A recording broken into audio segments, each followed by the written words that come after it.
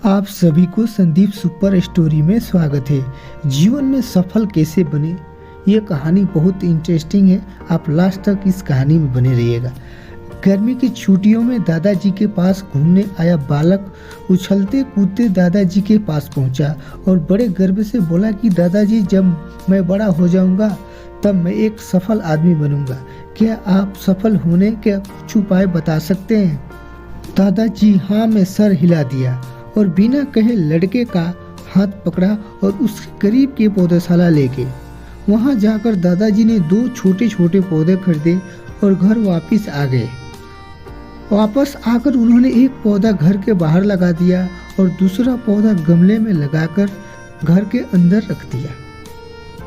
अब आपको क्या लगता है कि इन दोनों पौधों में से भविष्य में कौन सा पौधा अधिक सफल होगा?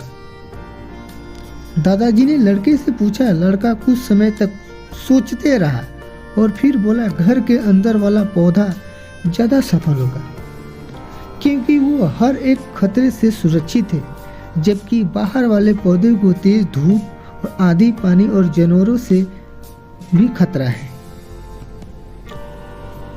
दादाजी बोले, चलो देखते हैं आगे क्या होता है, और वो अखबार उठाकर पढ़ने लगे।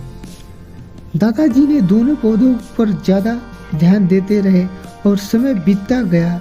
3 से 4 साल के बाद जब एक बार फिर वो लड़का अपने माता पिता के साथ गांव में घूमने आया, तब आपने दादाजी को देखा तो देखते ही बोला, दादाजी, पिछली बार मैंने आपसे सफल होने का कुछ उपाय मांगे थे, पर आपने तो कुछ नहीं बताया था, पर इस बार आपको कुछ बताना ही होगा। दादाजी मुस्कुराए और लड़कों को उस जगह ले गए जहां उन्होंने गमले में पौधा लगाया था।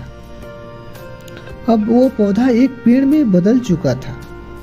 लड़का बोला, देखा दादाजी, मैंने कहा था ना कि ये वाला पौधा ज्यादा सफल होगा। दादाजी ने बोला कि अरे पहले बाहर वाले पौधे का हाल तो देख लो। और ये कहते हुए दादाजी लड़कों को बाहर ले गए। बाहर एक विशाल पेड़ गर्व से खड़ा था। उसकी शाखाएं दूर दूर तक फैली हुई थी और उसके छांव में खड़े राहगीर आराम से बातें कर रहे थे। अब दादाजी ने पूछा, बताओ कौन सा पौधा सबसे ज्यादा सफल हुआ? लड़का कुछ शर्माते हुए बोला, बाहर वाला। लेकिन ये कैसे संभव है? बाहर तो उसने ना जाने कितने खतरों का सामना करना पड़ा होगा। दादाजी मुस्कुराए और बोले, हाँ, बाहर वाले पौधों को बहुत सी चीजों से सामना करना पड़ा, लेकिन समस्या का सामना करने से अपने फायदे भी होते हैं। बाहर वाले पौधे के पास आज़ादी थी कि वो अपनी जड़ें जितनी चाहे उतनी फैला ले, अपनी शाखाओं से आसमान को छू ले। और तुम जिस आंधी तूफान से इस पेड़ के लिए मुसीबत समझते थे, उसी आंधी तूफान ने इस पेड़ की जड़ों को इतना मजबूत बना दिया है कि आज एक छोटा सा आंधी तूफान इस पेड़ का कुछ नहीं बिगाड़ सकता।